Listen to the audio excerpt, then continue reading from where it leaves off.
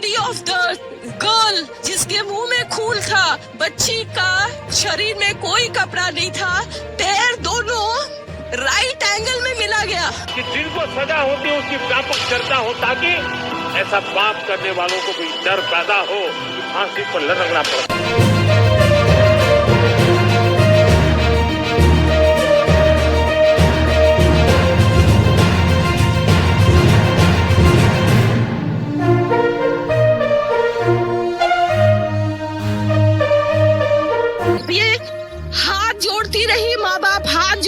हमें एक बार दिखाओ, हमारी बच्ची का मुंह एक बार दिखाओ, हमको नहीं दिखाया गया। कोलकाता रेप केस को कोई दबाने की कोशिश कर रहा है, क्योंकि 6 ऐसे पॉइंट है जो ये हमें सोचने पे मजबूर कर दे रहा है कि संजय रॉय एक अकेला मुजरिम नहीं है, क्योंकि इस क्राइम में और भी काफी सारे लोग हैं जिन्हें छुपाने की कोशिश की जा रही है, क्योंकि ये घिनौना काम एक अकेला इंसान का तो बिल्कुल भी नहीं हो सकता। कुछ लोग तो ये भी एलिगेशन लगा रहे हैं कि इस केस को हॉस्पिटल खुद दबाने की कोशिश कर रहा है, क्योंकि इस केस के ठीक 5 दिन बाद ही क्राइम सीन से 20 मीटर दूरी पर कंस्ट्रक्शन को चालू करवा दिया गया था।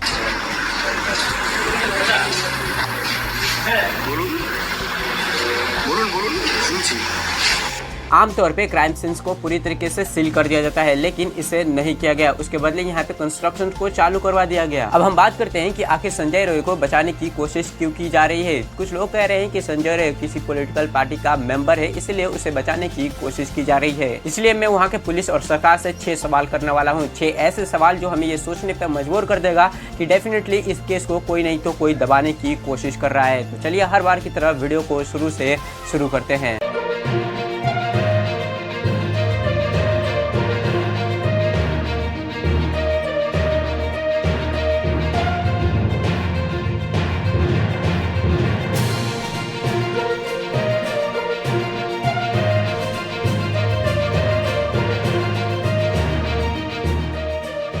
अगस्त को कोलकाता के RG Kar government medical college and hospital में 31 साल की एक डॉक्टर का सेमिनार हॉल में रेप करके उसका मर्डर कर दिया गया। विक्टिम की हालत ऐसी थी कि मैं आपको बता नहीं सकता। उनके आंख, मुंह और भी कई सारे ऐसे पार्ट्स थे जहां से ब्लड निकल रहा था।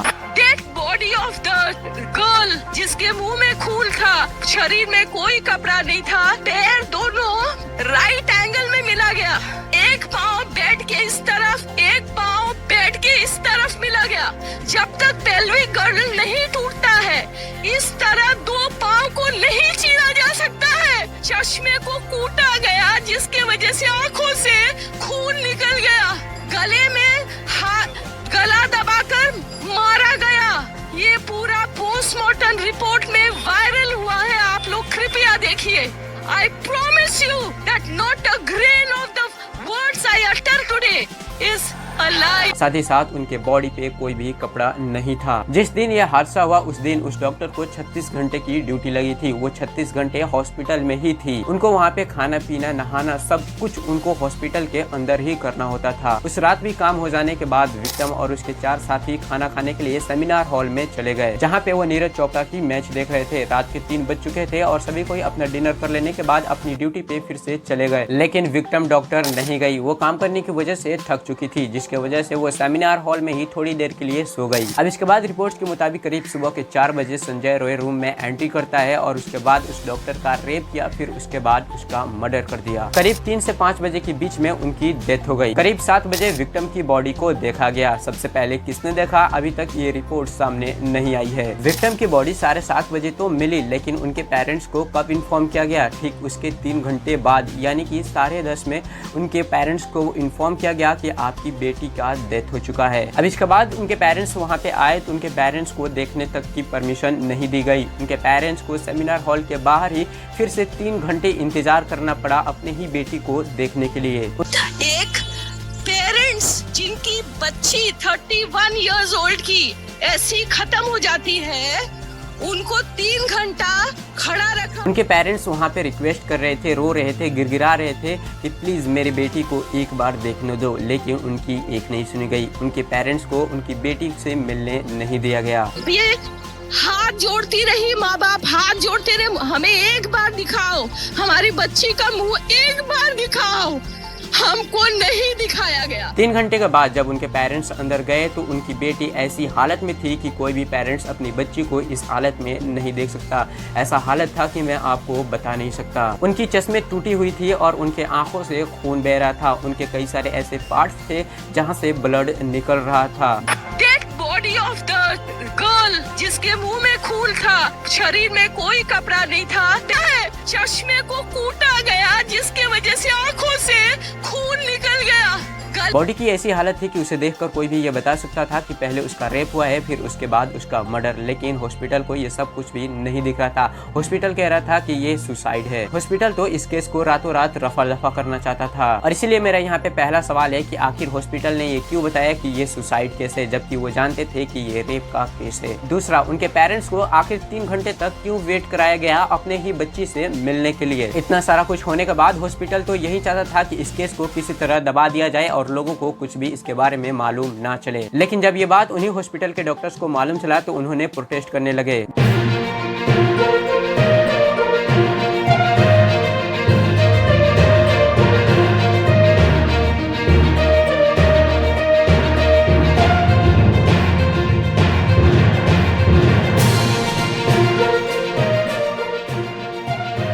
जिसके बाद ये धीरे धीरे सोशल मीडिया पे भी वायरल हो गया। अब इतना सारा कुछ होने के बाद पोस्टमार्टम तो होना ही था। जब इसका रिपोर्ट सामने आया तो ये साबित हो गया कि ये सुसाइड केस नहीं है। अब इसके बाद पुलिस ने जब सीसीटीवी फुटेज चेक किया तो पुलिस को मालूम चला कि करीब 4 बजे संजय रोय नामक का इंसान सेमिनार हॉल में एंट्री किया हुआ था। सेमिनार हॉल में एक ब्लूटूथ भी मिला जो डायरेक्टली संजय के फोन से कनेक्ट भी हो गया है। मतलब डेफिनेटली वो बंदा यही था, इसलिए पुलिस ने उसे जल्द से जल्द अरेस्ट कर लिया। लेकिन इससे भी हैरानी की बात तो ये है कि उसने अपना क्राइम कबूल भी कर लिया। अब बात आती है कि आखिर ये संजय रोय है कौन। वेल, ये कभी भी हॉस्पिटल से कनेक्ट था ही नहीं, ना ही वो स्टाफ मेंबर था और ना ही वो मेडिकल पर्सन था। संजय रोय कोलकाता के पुलिस के साथ 2019 से ही सिविल वॉलंटियर की तरह काम करता था। सिविल वॉलंटियर वो होते हैं जो पुलिस की बेसिक काम यानी कि ट्रैफिक मैनेजमेंट में हेल्प करते हैं। इसके बावजूद रिपोर्ट्स के मुताबिक संजय रोय कोलकाता पुलिस का टी-शर्ट पहनकर घूमता था और अपने बाइक पर भी कोलकाता पुलिस का प्लेट लगाकर भी घूमता था। अब यहीं पे मेरा तीसरा सवाल आता है कि किसी भी पेशेंट के रिलेटिव्स को भी अंदर जाने की परमिशन नहीं दी जाती है, लेकिन वहीं इस बंदे को रात के 4 बजे हॉस्पिटल के अंदर घुसने की कैसी परमिशन मिल गई। हर एक हॉस्पिटल में गार्ड्स तो जरूर होते होंगे, लेकिन इसे क्यों नहीं रोका गया। अब मेरा चौथा सवाल, इन सभी घटनाओं का सीसीटीवी फुटेज क्यों नहीं रिलीज की जा रही है। नेक्स्ट क्वेश्चन, आजकल मेडिकल कॉलेज के जितने भी स्टूडेंट्स है वो एक ट्विटर पे वीडियो पोस्ट किए हैं जो काफी ज्यादा वायरल हो रहा है। क्राइम सीन से ठीक 20 मीटर की दूरी पे ही कंस्ट्रक्शन चालू करवा दिया गया है और वहीं पे पुलिस भी खड़ी है। आमतौर पे क्राइम सीन को दूर दूर तक सील कर दिया जाता है, लेकिन वहाँ पे कंस्ट्रक्शन चालू करवा दिया गया, जबकि वो जानते हैं कि इतना बड़ा क्राइम हुआ है। आखिर ये कंस्ट्रक्शन चालू करवाने की परमिशन किसने दी। क्या वहाँ पे सबूत मिटाने के लिए सारा कुछ किया जा रहा है, क्योंकि वहाँ के डॉक्टर तो यही कह रहे हैं।